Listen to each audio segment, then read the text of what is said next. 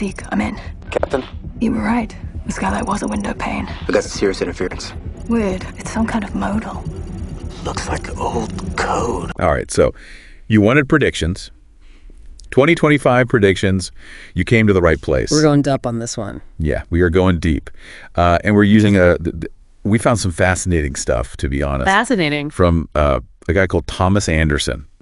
Now, he was featured in the Fuggle Times. The Fuggle Times, yeah. They did this whole special feature on predictions, various thinkers and... Visionaries, yeah. Yeah, looking forward. And he's... I thought his stuff was particularly interesting. I did too. And I think it's because it wasn't just like the usual, flying cars and, robot battlers. Oh, he does touch on AI. He does. But it's more of a sort of a philosophical look at where things are going. Yeah. And it's kind of eerie how some of this is already like starting to happen, Right, exactly. He sees 2025 as like a real crossroads. Crossroads, yeah. It's like the decisions we make now in the next couple of years, they are going to have a ripple effect way beyond. Well, let's jump in. Let's jump into some of the specifics. I mean, one of the biggest things that he talks about is AI. And he says it's going to become even more deeply integrated into our lives. But it's not just about the technology itself. Yeah. It's about what it reflects back on us. Yeah. He makes this really interesting point. We're kind of used to thinking of AI as, these tools that are going to solve our problems, right? Make our lives easier. Yeah. And they probably will do some of that. But what Anderson's saying is that AI is also going to amplify both our strengths and our weaknesses as a species. So it's going to be a mirror in a lot of ways. It is, yeah, it is. And one of the things that he's especially concerned about is the potential for bias. Right. Because, we all have biases, whether we're aware of them or not. And if we're not careful, those biases can get baked into the algorithms that are driving AI. And that's a scary thought. Yeah. Because we're already seeing that happen. We are. That you've got things like algorithmic bias, where AI systems are being used in things like applications, criminal justice even. And those systems are trained on data that often reflects existing inequalities. And so if the data is flawed, the AI is going to be flawed. Exactly. And it's just going to exacerbate. Yeah.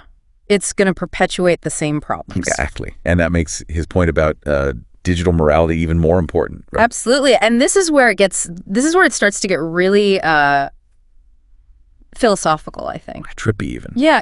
He's basically saying that as AI takes on more and more responsibility, decision-making roles. We have to really think about the values that we're programming into these systems. Right. What's right? What's wrong?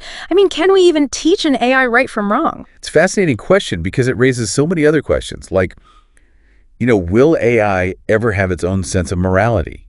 And if it does, how will that align with our own? I mean, what happens if they clash? Well, yeah, and this is why Anderson believes that we need to have some serious, global conversations about the ethics of AI before it's too late, Right, because it's not just about programming machines. We're talking about potentially shaping the future of morality itself. Exactly. That's big stuff. Yeah. But AI isn't the only thing he talks about. I mean, he also delves into global politics and geopolitics. Geopolitics, yeah. And he makes some pretty interesting observations there as well. Yeah, he does. He kind of sees a world that's increasingly divided. Tensions between nationalism and globalization are probably going to escalate. Yeah. But at the same time, he also thinks that we're going to face some pretty major global crises, whether they're economic, environmental, or maybe even technological. And these crises, he believes, could actually force nations to cooperate in ways that we haven't seen before.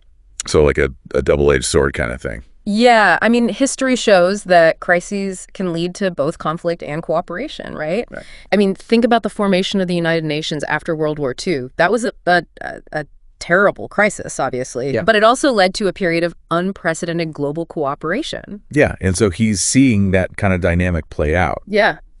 But while we're dealing with these geopolitical tensions, there's also a technological revolution brewing. Specifically with quantum computing. And Anderson seems pretty optimistic about its potential. He does. He does. I mean, he thinks that quantum computing is on the verge of a major breakthrough with applications in medicine, energy, material science. I mean, it could revolutionize so many different fields. Sounds pretty sci-fi. It does. But he also cautions, doesn't he, about the potential downsides? He does. He makes the point that, like any powerful technology, quantum computing has a dual nature, right? Right. It can be used for good or for evil. He compares it to the discovery of nuclear energy. Right, which could be used to power cities. Exactly. Or destroy them. Yeah, yeah. And so he's urging us to be really careful about how we develop and deploy this technology. Because the stakes are pretty high. They are, yeah. And this brings us to what I think is probably the most mind-blowing question that Anderson raises, which is the question of consciousness. Ah, yes. The big one. Yeah. Yeah, and as AI gets more and more sophisticated, closer to what we might call human-level intelligence, Yeah. this debate about whether machines can be conscious is only going to intensify. But Anderson's perspective on this is really fascinating because he sees this whole debate as a reflection of our own struggle to understand what consciousness is. So we're looking at AI to understand ourselves. Yeah. In a sense, we're trying to figure out what it means to be human by looking at machines. It's wild. Yeah. And, amid all this technological change, Anderson doesn't forget about our relationship with nature, which is something we discuss a lot on this show. Yeah. He sees climate change and other environmental challenges as, existential threats. Right. But he's also optimistic that technology can play a role in finding solutions. Right. But he stresses that, technology alone isn't enough. It's going to take a shift in attitude. It is. It's going to take collective action. Yeah. It's going to take a fundamental shift in how we relate to the planet. Exactly.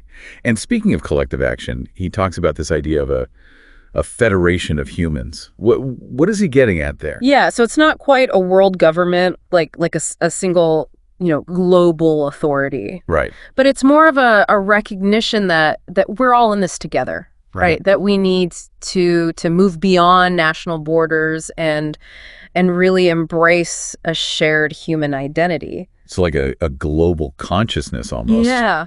And he sees AI actually playing a role in helping to facilitate that shift. Fascinating. Yeah. I mean, all of his predictions, they're not just predictions, they're provocations. Yeah, they really get you thinking. Yeah. Yeah. I think what struck me most about Anderson's predictions is this emphasis on the human element, right? It's not just about the technology. It's about us. It's about the choices that we make. It's about who we want to be in this rapidly changing world. Yeah.